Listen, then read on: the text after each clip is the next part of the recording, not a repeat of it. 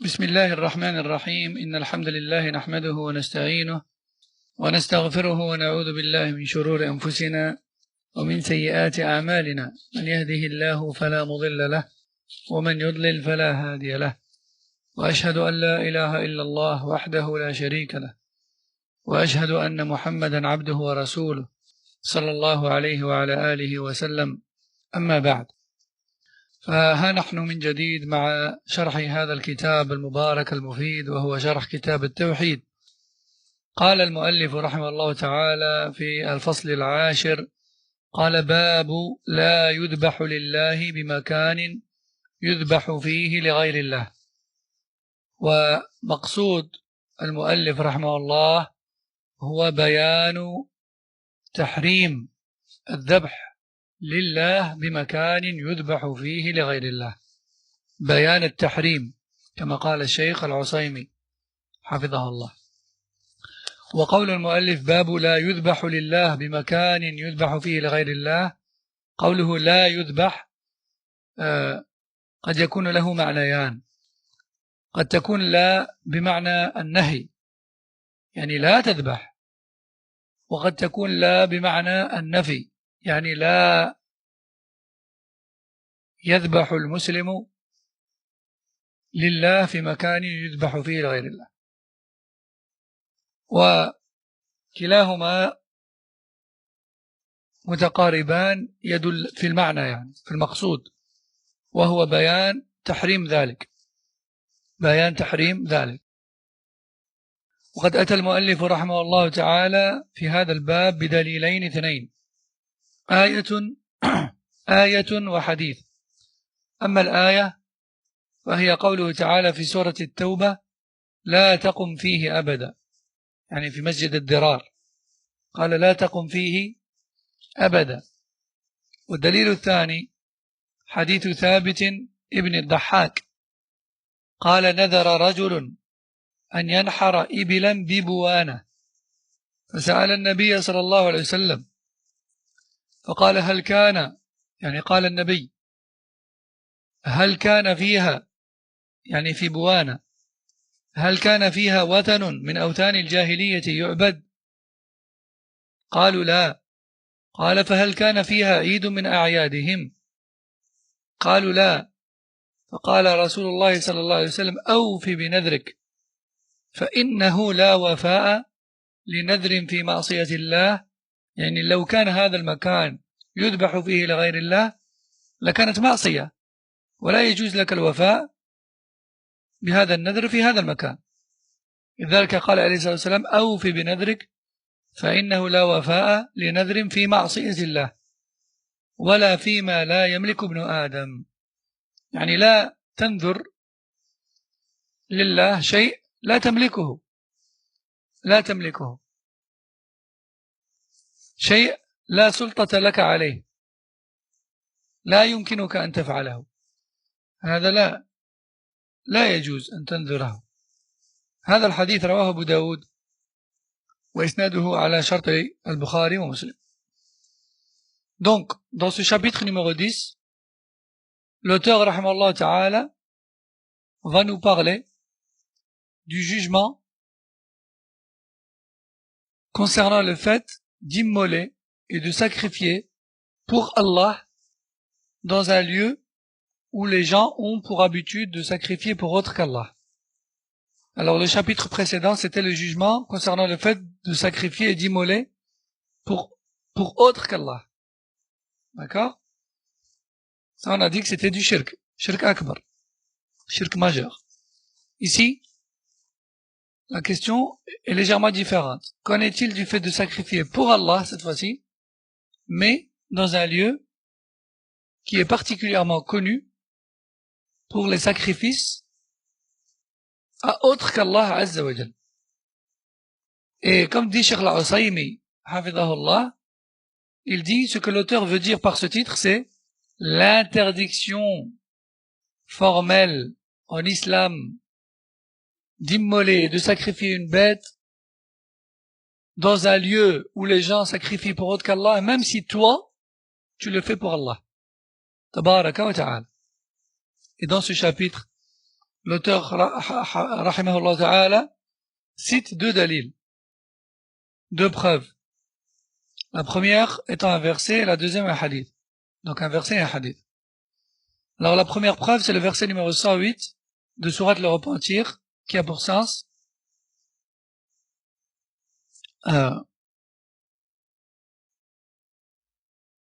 n'accomplis pas de prière dans une mosquée qui a été construite pour autre que la face d'Allah. N'accomplis pas de prière dans une mosquée qui a été construite pour autre que la face d'Allah, tabaraka wa ta'ala. Et on va voir l'histoire de ce verset, qui est en fait une mosquée qui a été construite par les hypocrites dans le but de s'y regrouper et de comploter contre l'islam et les musulmans, avec à leur tête le prophète sallallahu alayhi wa sallam. Et ils laissaient paraître leur réunion et leur rassemblement dans une apparence de prière en commun. En fait, ils prétendaient qu'ils se réunissaient pour la prière, mais en réalité quoi?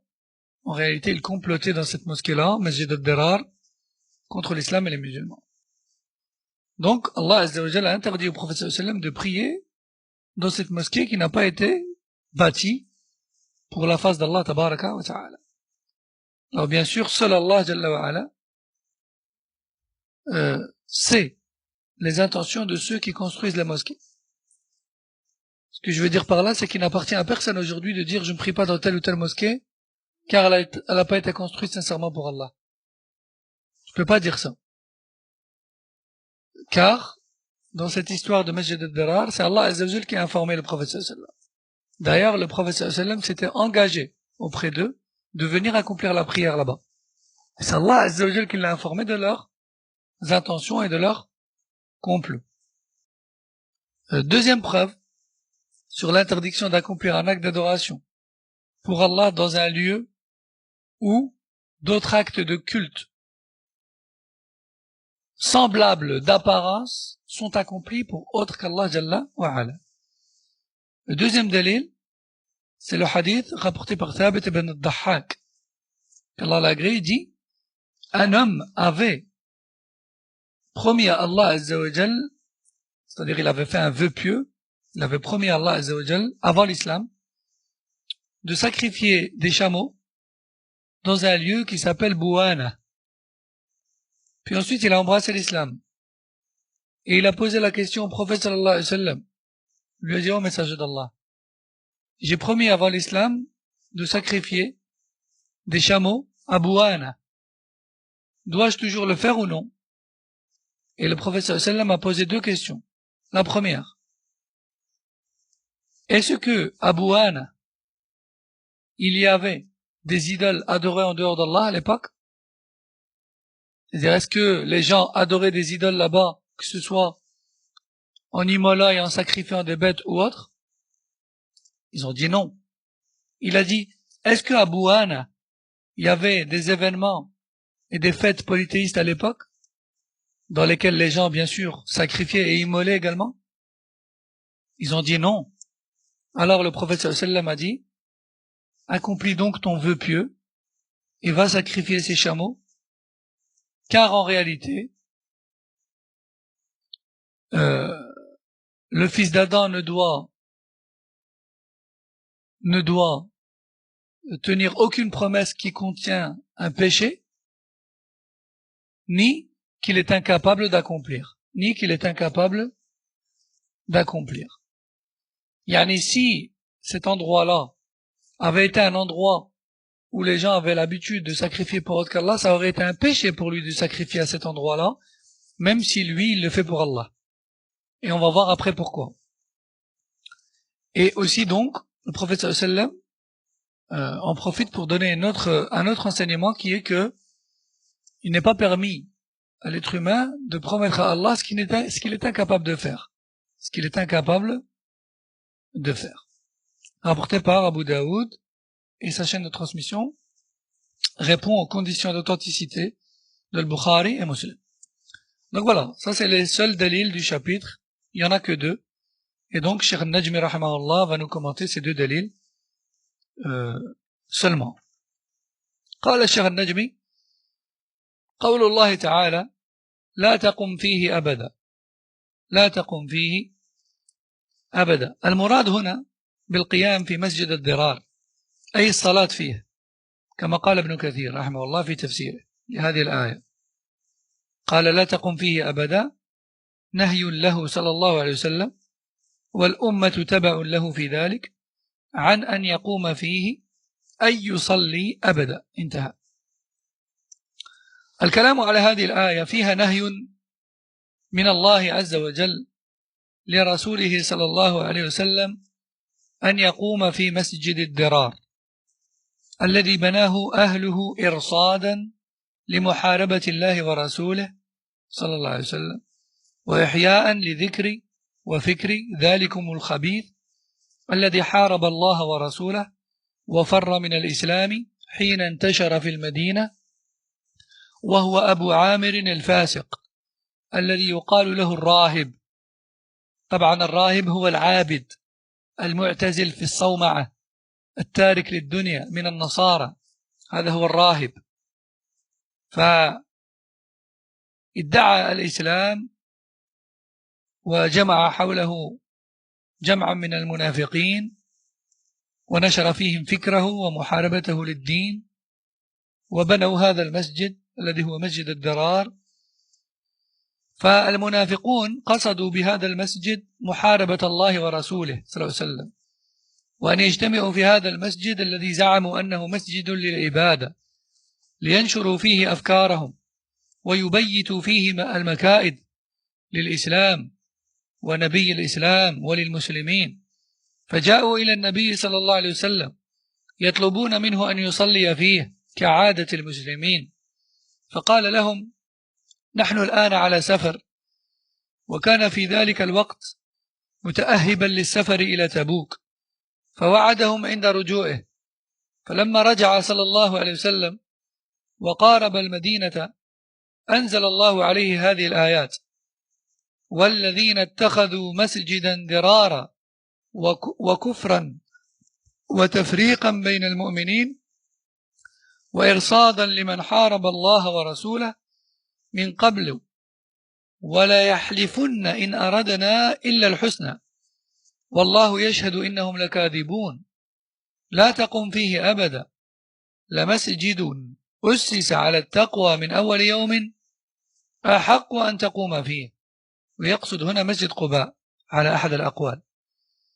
قال لمسجد أسس على التقوى من أول يوم أحق أن تقوم فيه فيه رجال يحبون أن يتطهروا والله يحب المطهرين.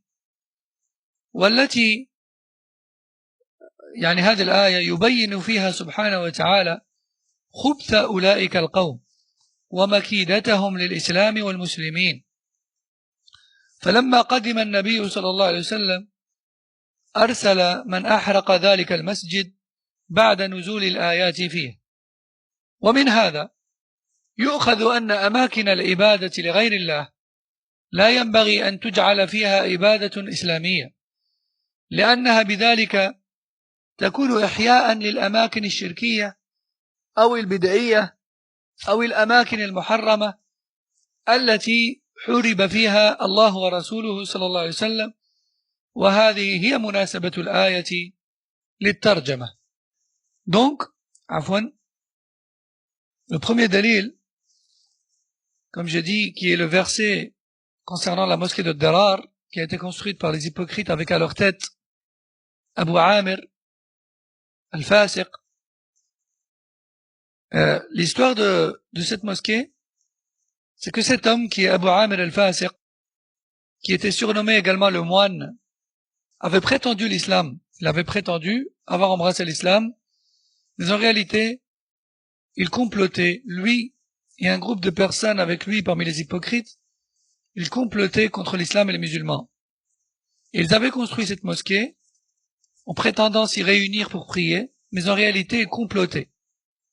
Et comme c'était l'habitude des musulmans, lorsqu'ils construisaient une petite mosquée, parce qu'ils étaient loin de la mosquée du prophète sallallahu, lorsque des sahaba ou des musulmans construisaient une petite mosquée, car elle se trouvait loin du prophète sallallahu alayhi wa sallam, ils avaient pour habitude de lui demander de venir accomplir une prière dans leur mosquée, afin que les gens s'apaisent et viennent prier là également, et ne se donnent plus de mal à aller jusqu'à la mosquée du prophète sallallahu alayhi wa sallam qui était trop loin pour eux. Hein? Si je peux dire ça comme ça, yani, une sahat ta'bir, si ce mot est correct, bien sûr, c'est comme si ce serait une inauguration, en fait. Hein? Afin que les gens s'apaisent, le prophète sallallahu alayhi wa sallam a prié là, alors dans ce cas, on peut prier là et on n'a plus à se déplacer très loin jusqu'à la mosquée du prophète sallallahu alayhi wa sallam. Donc, Allah Azza wa Jal le prophète sallallahu alayhi wa sallam était sur le point de partir en voyage à Tabouk. Et il leur a dit, là tout de suite je ne peux pas venir, car je pars en voyage. Mais à mon retour, Inch'Allah. Et lorsque le prophète sallallahu alayhi wa sallam était sur le retour, Allah Azza wa Jal lui a révélé le verset 107 et 108 de Surat le Repentir, qui ont pour sens ceux qui ont construit une mosquée afin de nuire aux croyants et de semer la division entre eux et de déclarer une guerre à Allah et son messager, et qui, lorsqu'ils sont blâmés, jurent qu'ils ne voulaient que le bien, alors qu'Allah témoigne de leurs mensonges. Il ne convient pas, il n'est pas correct pour toi de prier dans cette mosquée-là. La mosquée qui a été bâtie depuis le premier jour pour la face d'Allah est plus à même de te recevoir. Et il vise par là, bien sûr, la mosquée de Quba. Cette mosquée-là contient des personnes qui aiment se purifier et Allah aime les gens qui se purifient. Donc Allah Azza wa Jal lui a interdit d'aller accomplir une prière dans cette mosquée qui n'a pas été construite pour la face d'Allah et dans laquelle les gens, les occupants, ne prient pas pour Allah tabaraka wa ta'ala. Plutôt juste, ils se réunissent pour comploter.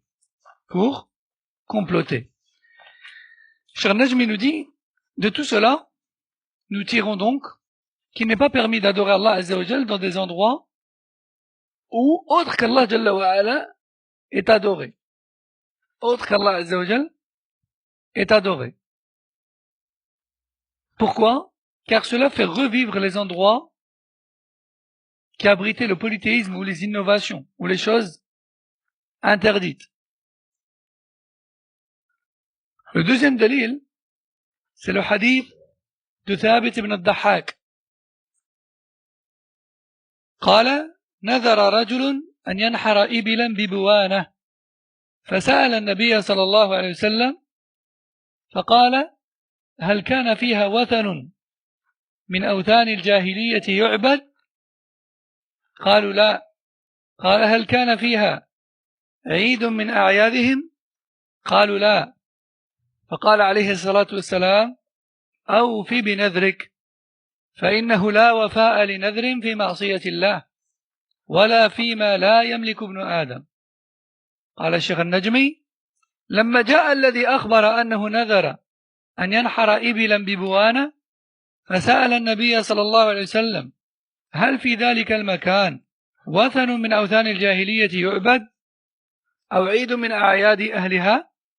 فحدث أنه لم يكن فيه شيء من ذلك.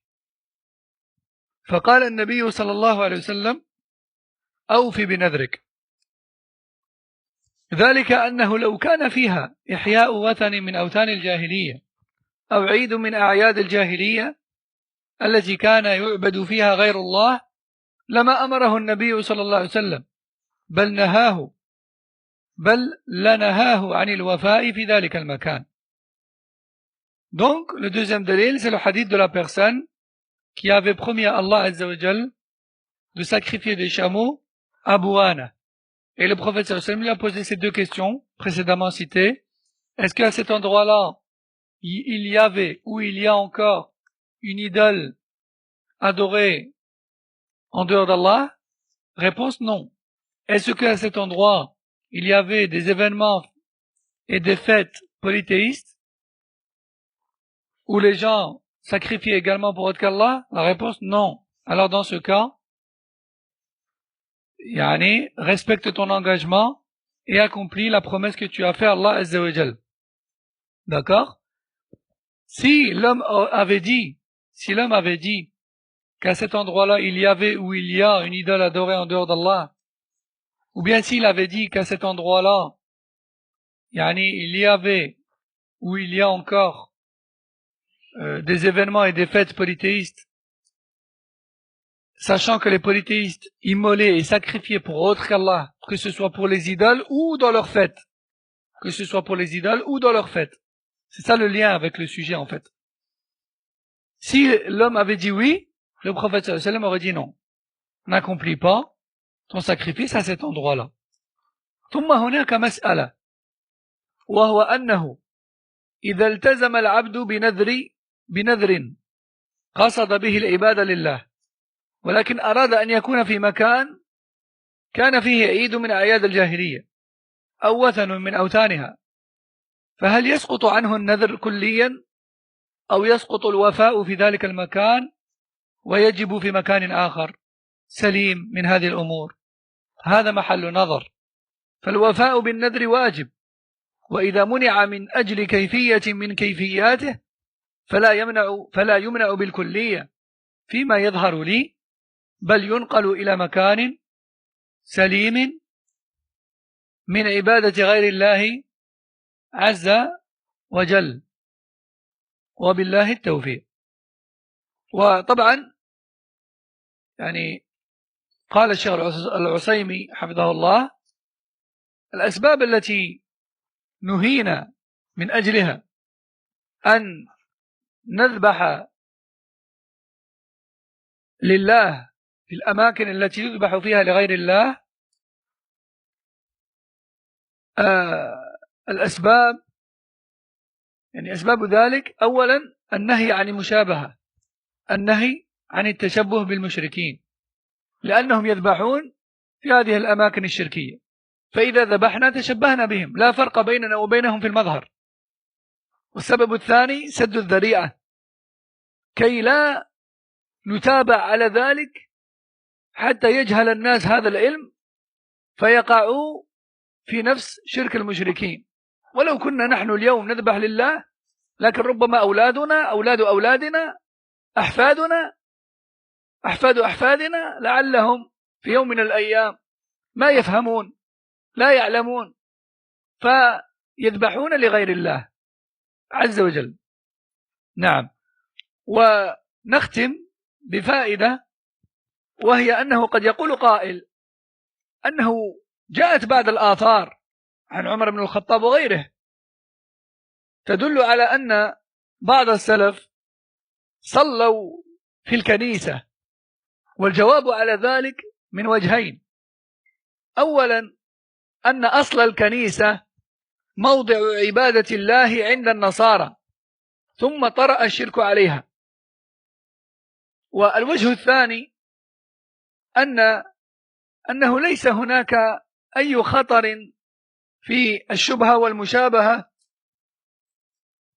لأن خلافا للذبح الذي يتشابه مع ذبح غيرنا، فإن صلاة المسلمين لا تشبه صورة صلاة النصارى، بخلاف الذبح فصورته واحدة، فالذي يذبح لله ولغير الله تكون صورتهما واحدة.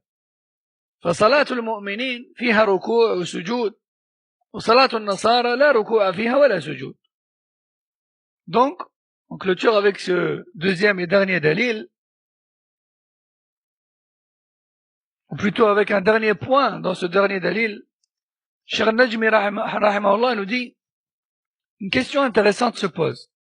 Si une personne a promis à Allah Azza wa Jal d'accomplir un acte d'adoration dans un endroit où il y a du polythéisme,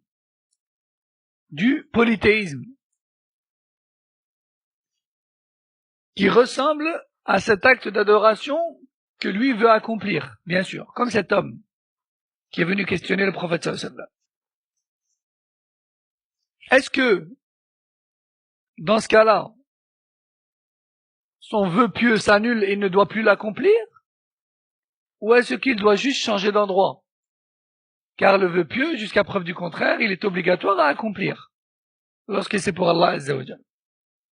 Et Cheikh Najmi nous dit, une réflexion doit avoir lieu sur cette question, mais ce qui me paraît, wallahu a'lam, c'est que le vœu pieux reste obligatoire à accomplir, mais il doit changer d'endroit. Alors pourquoi maintenant, Allah Azza wa Jal nous a interdit de sacrifier pour Allah dans un endroit où les gens sacrifient pour autre qu'Allah tabaraka wa ta'ala, que ce soit des endroits où il y a leurs idoles, ou encore les endroits où ils ont leurs festivités, et où ils sacrifient également pour autre qu'Allah Azza wa Jal. Deux raisons. La première raison, c'est de se différencier d'eux, afin de se différencier d'eux, et de ne pas, leur ressembler dans l'apparence. Parce que certes, toi, ta niyyah, c'est pour Allah, et eux, c'est pour autre qu'Allah. Mais vu que cet endroit est connu pour leur shirk, le fait que toi, tu le fasses à cet endroit-là, les gens, ils vont pas se dire, ah, mashallah, c'est devenu un endroit de tawhid. Non. Les gens, ils vont se dire que tu es en train de sacrifier pour leur idole, ou pour leur fête polythéiste. Donc c'est, la première raison de l'interdiction, c'est quoi? C'est, afin de se démarquer, de se différencier, afin d'effacer toute ambiguïté. La deuxième raison, c'est de barrer la route au shirk. Toi, aujourd'hui, tu sacrifies pour Allah. Tu as la connaissance, tu as la bonne intention. Demain, tes enfants, peut-être aussi. Mais tes petits-enfants, ou tes arrière-petits-enfants, etc., peut-être qu'un jour ou l'autre, ils n'auront plus ce ilm. Ils ne sauront plus le pourquoi du comment. Et peut-être qu'un jour, Shaitan les fera tomber dans le shirk et dans l'adoration de ces idoles-là, à cet endroit-là. Car ta science à toi ne leur parviendra peut-être pas. Naam. Donc la première raison de l'interdiction, c'est d'effacer toute ambiguïté et ressemblance aux mushrikin. Et la deuxième raison de l'interdiction, c'est de barrer la route au shirk. Alors reste une dernière question très intéressante.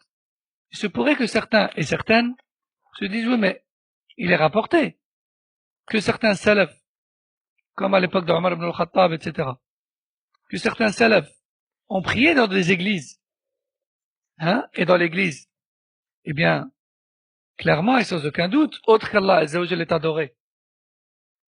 Comment joindre entre eux cette interdiction et ces informations-là rapportées? La réponse est simple. Cheikh al-Usaymi, Hafidahullah, dit dans son Sharh de Kitab al-Tawhid, premièrement, il faut savoir que les églises étaient des endroits que les Nasara avaient construits à l'époque pour adorer Allah. Puis ensuite, lorsque la religion de Isa alayhi salam a commencé à être déformée et impactée par les innovations chrétiennes, le shirk y est entré. Et un lieu qui a été bâti pour Allah, puis qui a été souillé, n'est pas comparable à un lieu qui a été bâti et mis en place pour autre qu'Allah dès le départ, comme la mosquée de Darar, par exemple, ou les endroits où les gens font leurs festivités et leurs actes de culte polythéiste. Donc premièrement, comme on a dit quoi? On a dit les églises ont été construites à la base dans l'ancien temps pour adorer Allah Azza wa Jal. Puis ensuite, à travers le temps, lorsque la religion de Isa alayhi salam a été impactée par les innovations et les nouveautés, le shirk y est entré. Le deuxième élément de réponse, c'est que lorsqu'un musulman rentre dans une église et il accomplit la salat, on ne peut pas le confondre avec un chrétien. C'est impossible. Car la prière du musulman, elle contient l'inclinaison et la prosternation. Et la prière du chrétien, elle ne contient ni inclinaison ni prosternation. D'accord? C'est pour ça que tout à l'heure j'ai insisté sur quoi? Sur le fait qu'il est interdit de sacrifier, d'immoler pour Allah dans un endroit où les gens immolent pour autre qu'Allah. Hein? Il y a une ressemblance. Il y a une ressemblance dans l'apparent, yani. Mais dès lors où il n'y a pas de ressemblance dans l'apparent, l'interdiction n'est plus